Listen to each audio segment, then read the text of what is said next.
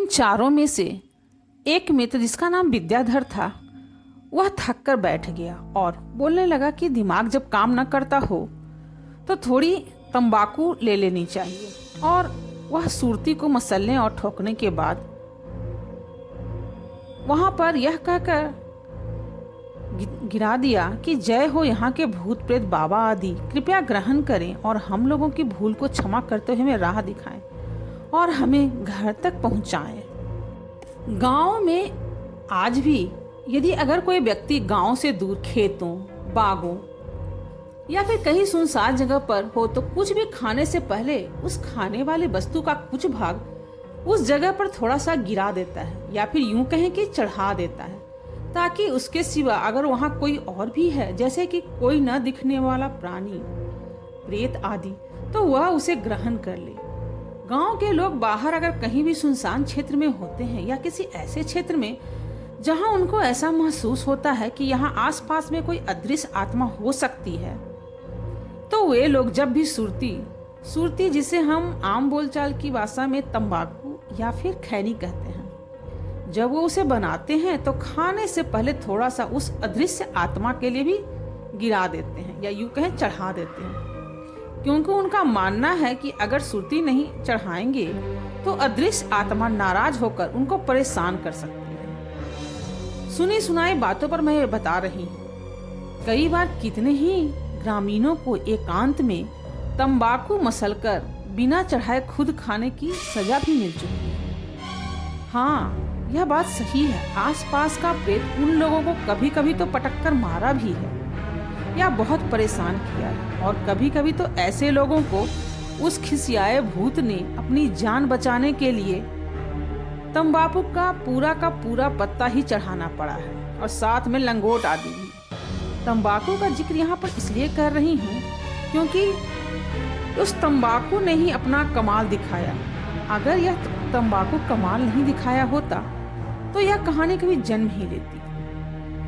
तो यह कहानी है चीनी मिल में काम करने वाले खमेसर पंडित जी की। उन्हीं के साथ कई अन्य भारतीय भी चीनी मिल में नौकरी करते थे। एक बार खमेसर पंडित जी ने उन चीनी मिल में काम करने वाले अपने कुछ भारतीय दोस्तों से कहा कि क्यों ना हम लोग एक बार हिमालय की यात्रा पर हिमालय के दर्शन करने के लिए चले। मुझे बहुत ही इच्छा है कि मैं हिमालय की सैर करूं। 1-2 हफ्ते हिमालय में रहकर मैं वहां से हम लोग खुशी खुशी आ जाएंगे। और सुना है कि हिमालय में ऐसी औषधियां भी होती हैं जो कि सिर्फ छू जाने भर से चर्म रोग ठीक हो जाया करता है। और वहां पर कई ही धूनी रमाए हुए और समाधि में लीन महात्मा के भी दर्शन होते हैं। खमेसर पंडित जी की इन अलौकिक बातों को सुनकर उनके 4 साथी हिमालय की यात्रा के लिए तैयार हो गए, और खमेसर पंडित जी अपने चारों अनुभवी बहादुर साथियों के साथ हिमालय की यात्रा पर निकल गए। उन्होंने हिमालयी क्षेत्र में कई हफ्ते बिताए और बहुत सारी अलौकिक विस्मय भरी बातें और घटनाएं देखी। रोंगटे खड़े कर देने वाली यह घटना उनके साथ घटी, जो कि उन्होंने एक कहानी के माध्यम से लोगों को बताया। पंडित जी ने बताया कि एक दिन बहुत सी सुबह अपने साथियों के साथ हिमालय के एक छोटे शिखर पर चढ़ रहे थे, जो लगभग 300 मीटर की दूरी पर उन लोगों को एक बहुत ही एक विशाल मानव दिखाई दिया। जैसा कि उन लोगों ने सुन रखा था कि हिमालय में विशाल मानव रहते हैं, जिसे यति या फिर हिम मानव कहते हैं, जो कि इधर उधर घूमते रहते हैं। उन्हें उस विशाल मानव को देखकर बहुत ही कौतूहल हुआ और उन्होंने अपने साथियों से कहा, हम लोग छिप छिप कर इस महामानव का पीछा करते हैं और इसके बारे में कुछ बातें पता करते हैं। फिर क्या था, वह विशाल मानव का पीछा करने के चक्कर में ये लोग हिमालय की उस पहाड़ी पर कब बहुत ही ऊपर चढ़ गए, उन्हें समझ ही नहीं आया। अब दोपहर भी हो गई थी। वह विशाल मानव भी बहुत दूर होते होते पता नहीं कहाँ गायब हो गया, शायद किसी गुफा में प्रवेश कर गया। खमेसर पंडित जी के एक साथी ने कहा कि हम लोग काफी ऊपर चढ़ आए और काफी समय भी हो गया, अब भूख भी सताने लगी और अत्यधिक प्यास भी।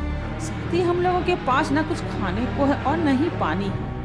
फिर क्या था, अब वे लोग उस पहाड़ी पर पानी की तलाश में और कुछ खाद्य फलों की तलाश में आसपास भटकने लगे। अचानक ही उन लोगों को आभास हुआ कि शायद वो लोग रास्ता ही भटक गए। यह महसूस होते ही सबकी सांसें अटक गई। अब लेकिन किया भी क्या जा सकता है, किधर जाया जाए। इस पर एक पेड़ के नीचे वे लोग बैठकर भगवान से गुहार करने लगे कि काश कोई आ जाए और उन्हें रास्ता दिखा दे। पर शायद वो लोग गलती से ऐसे क्षेत्र में प्रवेश कर गए थे जहां किसी अन्य मनुष्य का नामो निशान नहीं पता चल रहा था। अब धीरे धीरे शाम भी होने लगी थी और प्यास और भूख से इन लोगों का बहुत ही बुरा हाल हो रहा था। इन लोगों के दिमाग भी अब काम करना बंद कर दिया था। अब शायद कोई चमत्कार ही इन्हें बचा सकता था। खैर, इनके साथ ही इनके चारों साथी भी बहुत ही हिम्मती थे। उन लोगों ने आपस में एक दूसरे को हिम्मत और धैर्य बनाए रखने के लिए कहा। खमेसर पंडित जी ने कहा कि हमें ईश्वर पर पूरा विश्वास है और जरूर हम लोग इस परेशानी से बाहर निकलेंगे। तभी अचानक इनके एक साथी ने अपनी सुरती वाली थैली टटोली और उसमें से सुरती निकालकर उसमें चूना मिलाकर मसलते हुए कहा। सुरती, जिसे हम आम बोलचाल की भाषा में खैनी या फिर तंबाकू भी कहते हैं। तो उन्होंने चूना मिलाकर खैनी को मसलते हुए कहा कि दिमाग काम नहीं कर रहा है, क्यों ना थोड़ी सी तंबाकू का आनंद ही लिया जाए। इतना कहकर ही वह तंबाकू को मसलने लगा। मसलने के बाद और ठोकने के बाद अपने नियम के अनुसार, अपनी आदत के अनुसार उसने अपने सभी साथियों को खैनी देने के लिए हाथ तो बढ़ाया, लेकिन उससे पहले उन्होंने थोड़ी सी खैनी वहां पर यह कहते हुए गिरा दिया कि जय हो यहाँ के भूत प्रेत बाबा आदि, कृपया ग्रहण करें और हम लोगों की भूल को क्षमा करते हुए हमें राह दिखाएं, हमें घर पहुंचाएं। ठीक उसी समय वह चढ़ाई हुई तंबाकू ने अपना काम कर दिया। अचानक वहां बहुत ही भयानक और तीव्र हवा चली।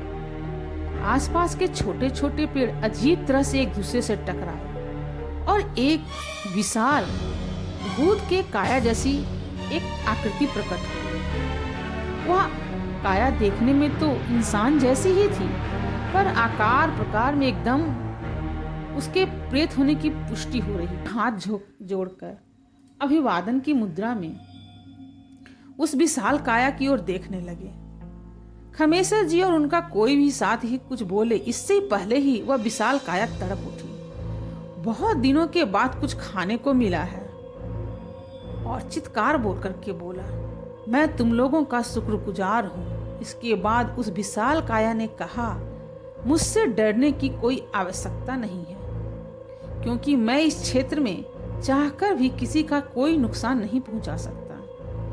इसके बाद वह प्रेत काया वहां से जाए इससे पहले ही खमेसर पंडित जी ने कहा, हे भूतनाथ, हम लोग रास्ता भटक गए हैं, कृपया हमें नीचे तक बस्ती में जाने का मार्ग बताएं। खमेसर पंडित जी की यह बात सुनकर वह प्रेत बहुत जोर से हंसा और फिर अचानक ही गंभीर मुद्रा में आ गया और उसने कहा, मैं तो खुद ही रास्ता भटक गया हूँ। सालों हो गए इस क्षेत्र से निकलने की कोशिश कर रहा हूँ, पर खुद ही नहीं निकल पा रहा। उसने आगे कहा कि मैं एक ब्राह्मण हूँ, बहुत पहले इस क्षेत्र में आया था। एक गुफा में एक महात्मा की सेवा में लग गया था, क्योंकि मुझे उनसे सिद्धियां प्राप्त करनी थी। लेकिन एक दिन मुझसे एक घिनौना अपराध हो गया।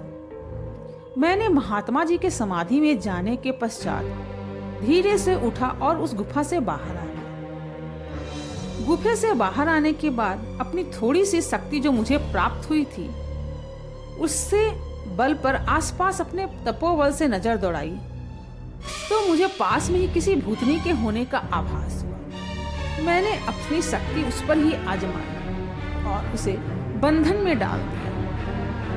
मैं फिर वहां पर विहार करने लगा। इतने में मेरे महात्मा गुरुजी मेरे पास आ गए और अचानक मुझे यह भान हुआ कि मेरे गुरुजी बहुत गुस्से में जल रहे थे। वह बहुत परेशान हो गए कि तुमने इस भूतनी को क्यों पास में बांध रखा है। यहाँ पर कोई किसी को पास में नहीं बांध सकता, मुक्त करो इसे।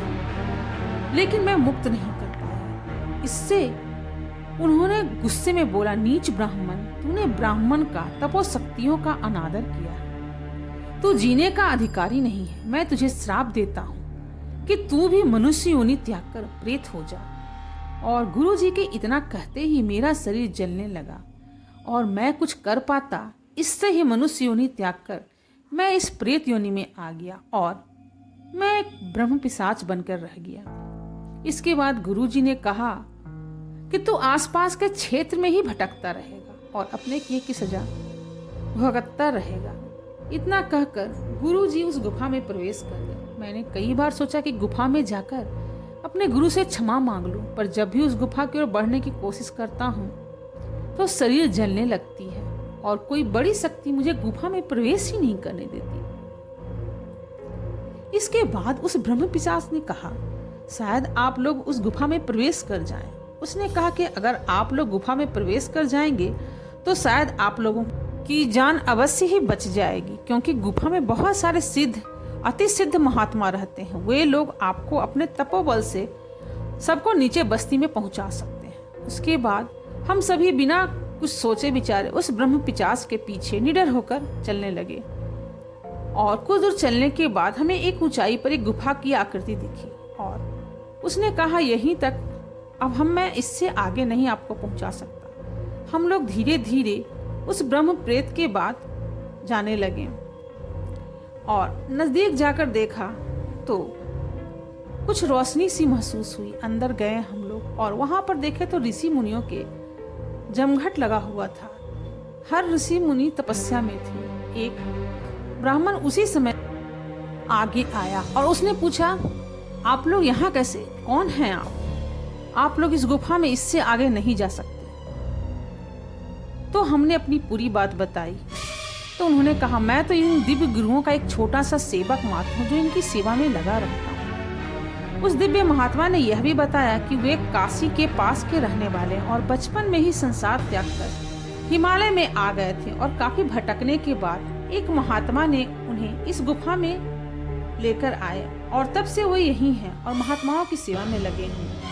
उन्होंने आगे बताया कि उन्हें इस गुफा में आए लगभग 10 साल हो चुके हैं। फिर भी उन्होंने कहा कि आप लोगों को यहाँ से फौरन निकलना चाहिए, क्योंकि अगर किसी अन्य गुरु महात्मा की नज़र आप सब पर पड़ गई तो आप लोग भस्म भी हो सकते हैं, क्योंकि न चाहकर भी कोई आम इंसान प्राणी इन दिव्य महात्माओं के दिव्य नेत्र से जलने से नहीं बच सकता।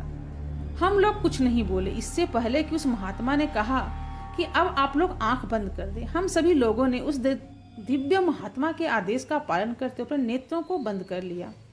फिर उस महात्मा की आवाज आई, अब आप लोग अपनी आंखें खोलें। यह एक अद्भुत और विस्मरणीय चमत्कार था, क्योंकि जब हम लोगों ने अपनी आंखें खोली तो अपने आप को हिमालयी क्षेत्र में उस बस्ती के पास खड़ा पाया जहां हम लोग ठहरे हुए थे और वहां आसपास कोई भी महात्मा दिखाई नहीं पड़े जो हमारे सामने बैठे हुए थे। इस प्रकार की इस अविस्मरणीय छवि उनके मन में हमेशा ही अंकित हो गई। अगर आपको मेरी ये कहानी पसंद आई हो तो कृपया मेरे चैनल को लाइक, शेयर और सब्सक्राइब करें और कमेंट करके बताएं कि कहानी आपको कैसी लगी।